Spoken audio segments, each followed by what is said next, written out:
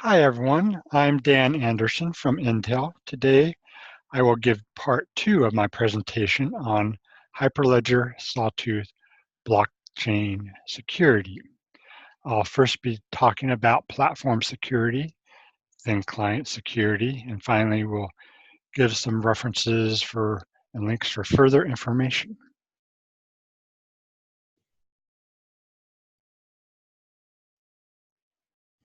Platform security.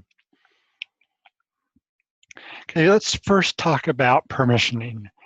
Permissioning could be on-chain or off-chain. On-chain means the settings are recorded on the blockchain itself. Off-chain means the settings are recorded in a configuration file. In the case of off-chain, they apply only to that single node. If you want to apply it to multiple nodes, you need to apply it to every configuration file on every node. It's easiest for updating and distributing changes to use on-chain settings because it's automatically distributed throughout the blockchain network with transactions in blocks. If you just want settings to just apply to one or a few nodes, you would use off-chain configuration files. An example setting is sawtooth.validator.transaction families. And if it's not set, you just allow all transaction families. But if you set it, you could specify what transaction families are allowed for this blockchain network. Permissioning, you could have a transaction key or a validation key. A transaction key is used by the client to sign transactions. And you could restrict what keys are used. That is, you set the public key or set of public keys to what's allowed to be submitted by the client. A validation key is to configure what Sawtooth validation nodes are allowed. So you could, if it's not set, you allow any node to join the network. Otherwise, you could set the allowed nodes for that network. So as I said, for on-chain, it propagates automatically to the whole network. Initially, when you create the blockchain, block 0, the Genesis block, has the initial configurations. And you can modify those configurations by adding settings and new transactions on subsequent blocks. And they take effect when that setting in the block is published or added to the blockchain. On-chain settings are changed through a voting mechanism. And that's also the voting mechanism or method to use to decide when you win is also another setting. There's several ways to set how you could win. You could have, say, just one vote is required to win, or 50% of the votes are required to win, or you may even require everyone, 100% of the votes are required to win. And the percentages or the voters are listed in sawtooth.settings.vote.authorized keys. That's a public key of those who are allowed to vote, and all the votes are recorded on-chain. And as I said, off-chain configuration is in validator.toml for each node.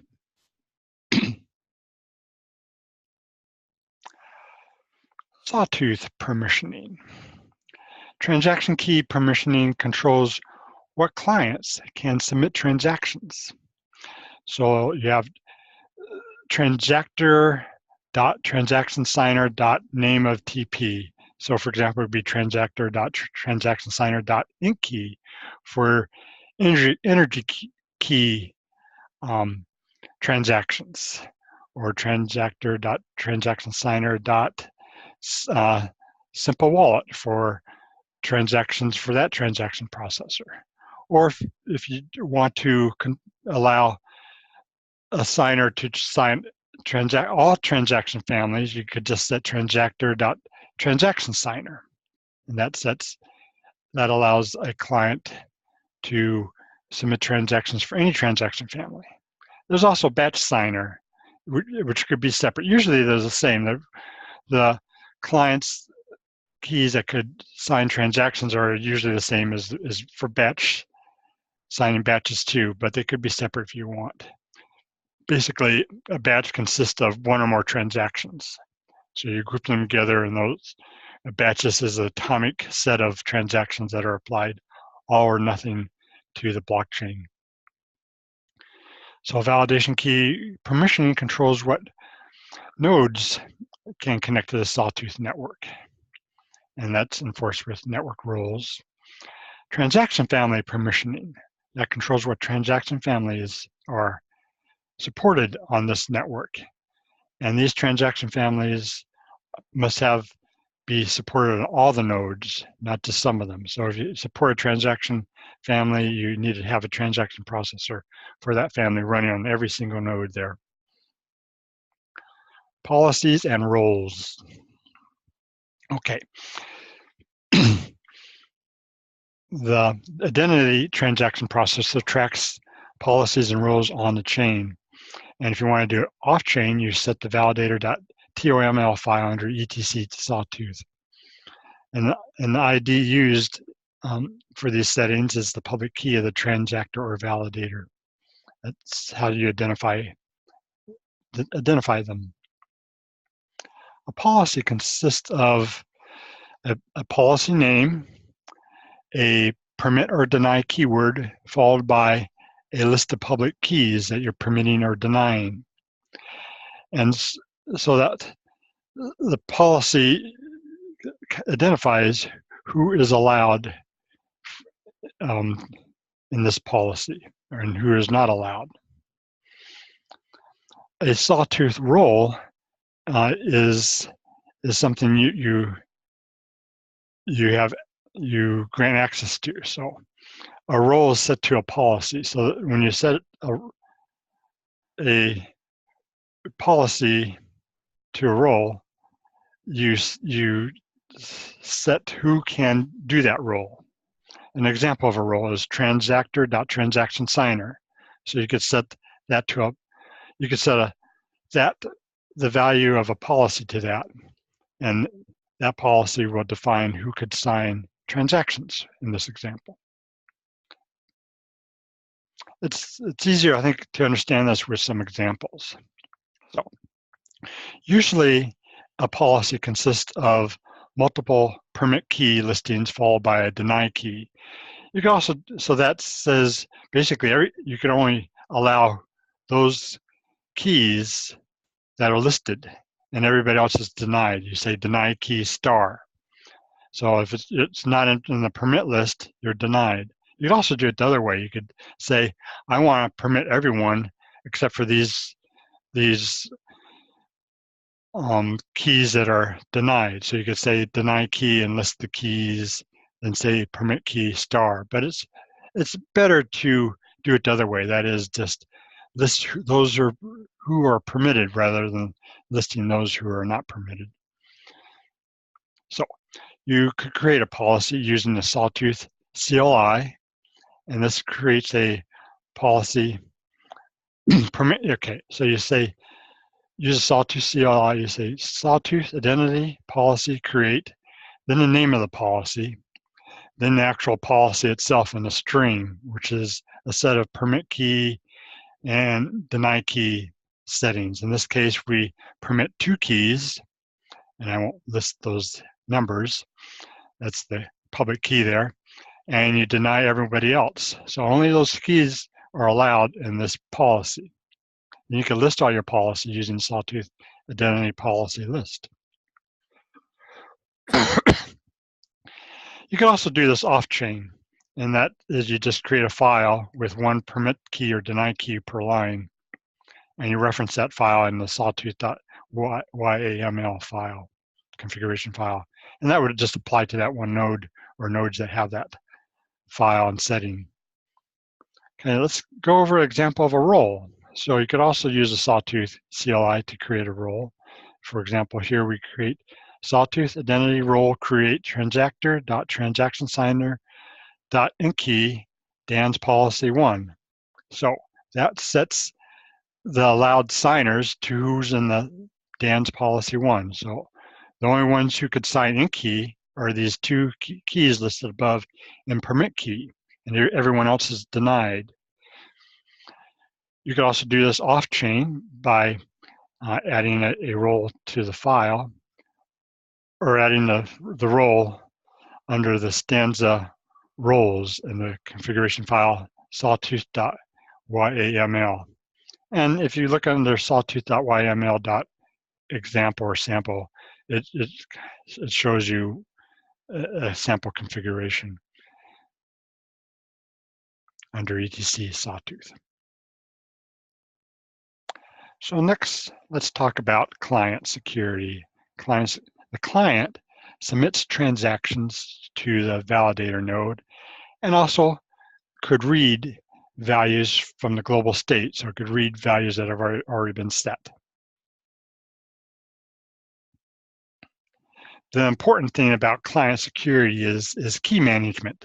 The client signs transactions and submits them to the validator, and it's very important to keep the private key secret, to keep it from everyone else. The public key can and should be distributed everywhere that you need it, but the private key absolutely has to be kept private. Example of Bitcoin's poor key management has resulted in a graveyard of Bitcoins. Their keys have been lost or stolen, and these keys, if you lose the key, the Bitcoins, you can't access the Bitcoins anymore. They're just kind of like frozen forever. And the main attack against blockchains and Bitcoin in general is with the accessing or stealing the private key. Key management is a responsibility of the client application, it is not maintained by Sawtooth software. The client signs transactions in batches and submits it to the validator with a private key, and then sends the public key along with the transactions to the validator for verification. So how do we secure this key? Let's go over some levels of protection. The minimum level is you want to restrict read access to the signer only. Read access to the private key to only the signer. No one else could read it. Additionally, you probably, if you can, restrict access to the machine where the client runs. So if that prevents somebody from logging in and finding a privilege escalation vulnerability on that machine and accessing that key, if they could become root or the user ID of the signer. So that's a kind of minimal protection. If you want to step it up a little bit, you should use a software encrypted key store. And that's a key store that all the keys are encrypted, and if you want to access a key, you would enter the PIN, and that unlocks that key from the key store and makes it available. A better protection than that would be a hardware key store, or HSM, hardware security module, and that comes with some sort of SDK or API where you could access the key store. Another alternative is a network accessible key store, key manager. So that's where the keys are stored off the host on another machine, and you access it over a secured protocol. Usually it's a KMIT protocol. So everything is managed remotely on a secured system.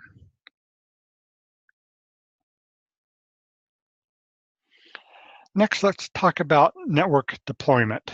And we'll talk about external and internal. External being between the nodes in a blockchain, and internal just being within that node. So validator nodes, they communicate to each other using TCP port 8800.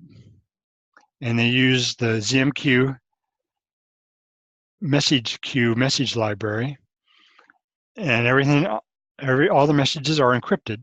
They use ECDH encryption with curve 25519 to exchange keys. They exchange ephemeral or temporary keys, and that temporary or ephemeral key is used during a session to encrypted communications. So port 8800, it should either be on your private internet or private network. If it's on the public internet, it should be behind a VPN, and that's just to prevent denial of service attacks. There are internal mechanisms inside Sawtooth, such as back pressure test, to also prevent denial of service attacks. But it's better if you could put it on the VPN if it has to be on the internet. Let's talk about internal network deployment. So a Sawtooth node consists of several components, and they also communicate with each other using ZMQ, except they use TCP port 4004. So for example, the transaction processors all talk to the validator, and the validator talks to REST API and the consensus mechanism. All that is on the internal bus port 4004 with ZMQ. So you want that port to be firewalled from outside access. No one outside the node needs to access port 4004. The only case is if you have a transaction processor on another host. But the best practice is to have all your transaction processors running on the same host as your validator components. Also, the client API uses REST, the REST API, and that's port 8008. So that's just a regular HTTP connection where you do get and put commands or several REST API commands. Usually you do a post to post your transaction and get to read state variables. And it's fine that they're unencrypted because they're on the same node as the validator node. But if the client has to be on another host, it's best to put that port 8008 behind a proxy, a secured TLS HTTPS proxy. So externally, it's encrypted.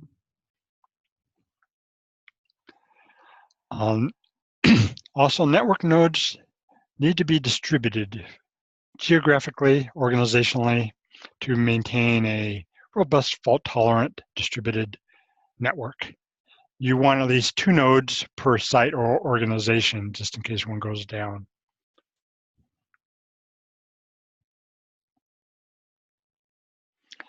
Let's talk about some network scenarios, blockchain scenarios. There's a public network, consortium network, private network.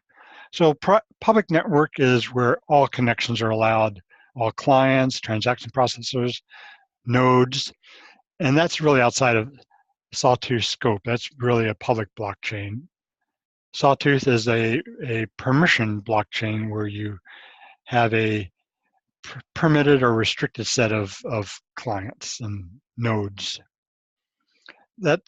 So Sawtooth is more used for a consortium network. That's where you allow all client transactions, all transaction processors, but the nodes are limited to a specific set. Another configuration Sawtooth supports well is a private network, and that's where only specific Sawtooth clients, transaction processors, and peer validator nodes are allowed. So, okay, let's talk about transaction signing. The client authenticates and signs transactions and uses, and the ID of the signer is in the transaction family payload, or sorry. For authentication, you could authenticate and set the ID in the payload. The client also signs using ECDSA with curves SEC P256K1. So that algorithm and curve is used with blockchain, other blockchains. They're used with Bitcoin and Ethereum. So just to be the same.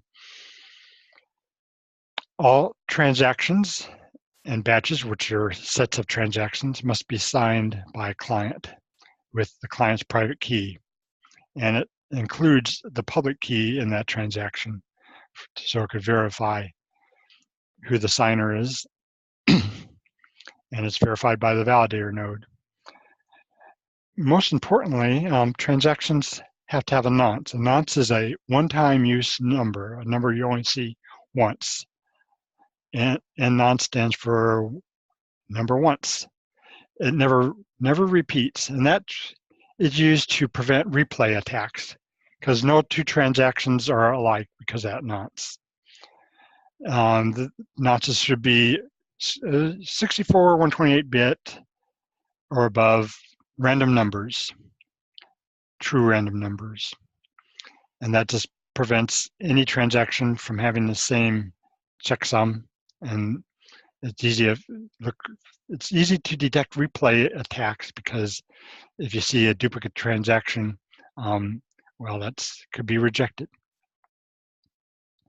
The public key can also optionally be used to identify the client. Another option is to use authentication, and you would just put the authentication username or code in the payload for your transaction family if you want to do it that way. So the simple way to identify a client is just with a public key. We could go further than that and use your own internal authentication and put that in your own transaction family payload. For example, a username.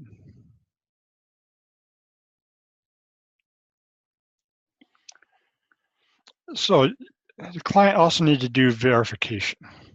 So that the application that is both the client code and the transaction processes that you write need to validate the input parameters in the transaction. You need to verify them for sanity. And this is especially important for length or size parameters, just to prevent buffer overflows in code. Additionally, the validator verifies that the signature and public key matches the transaction. It says transaction processor, but really it's the validator that does this. Validates that they match.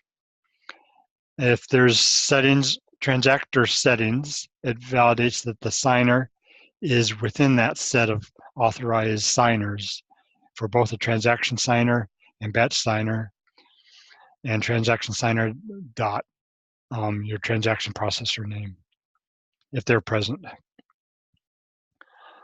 Optionally, the application may do further authentication within the transaction processing code, and you may want to have finer grain permissioning. For example, authorizing some signers to submit transactions only some certain kinds of transactions. So some signers may submit, for example, just write transactions, while other signers could do both read and write transactions. So if you want further finer grain authorization, you have to do that within your own transaction family code, transaction processor code. Let's talk a little bit about authentication. Again, the client does authentication, so there's multiple factors of authentication. Single factor is the most simplest. That's where you just have a password or a PIN or passphrase, one-time password. On the top left is a list of the 4 most common passwords used, and as you can see, they're very weak. So the disadvantage of passwords is they're usually weak, and otherwise, if there's restrictions, they're very hard to remember. So you could add two-factor authentication. So you would have some sort of password or PIN and something that you have. So password is something you know, and two-factor is also something you have. So that would be usually a security key, and that could be a UTF token. A most popular example of a UTF token is a YubiKey. So the disadvantage of YubiKey is it could easily be lost or stolen. But if it is, you still have whoever steals the key has to also know the password. So you still have some security there as backup. Three-factor authentication adds another auth method. It's usually something you are, biometrics. So it could be something like a fingerprint, face recognition or retina scan. Disadvantage is they could be forged in some cases. Fingerprints are very easy to forge. Also, for some biometrics, you cannot easily change it. For example, if the facial recognition is very hard to change unless you get plastic surgery or something bizarre like that. So, but again, with three-factor authentication, that's better than two or single-factor authentication because you have to do all three. So if one of those is, if they could break through one, they still have to have one or two other auth methods past those two. So it's really a security in depth method. They have multiple hurdles where they have to cross to work.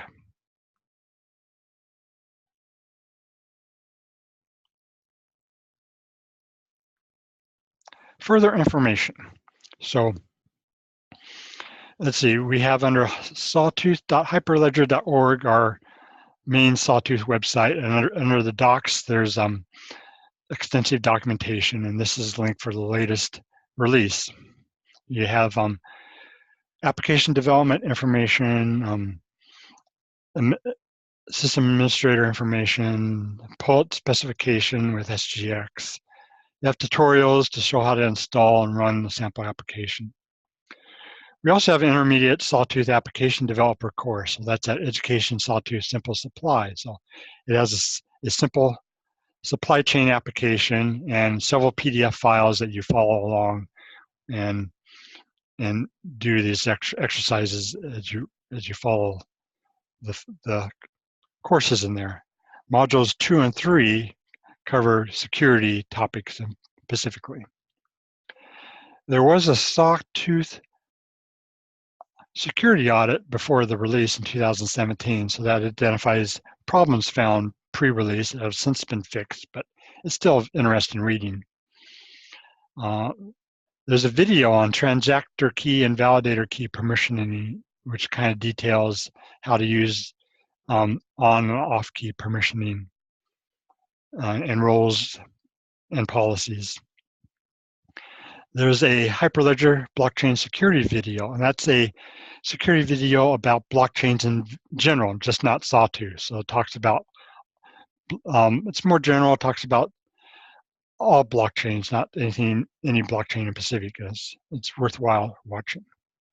And finally, I have a security blog written in 3 parts, which go on a little bit more detail about Sawtooth security. So that's the end of this presentation. Thank you for listening.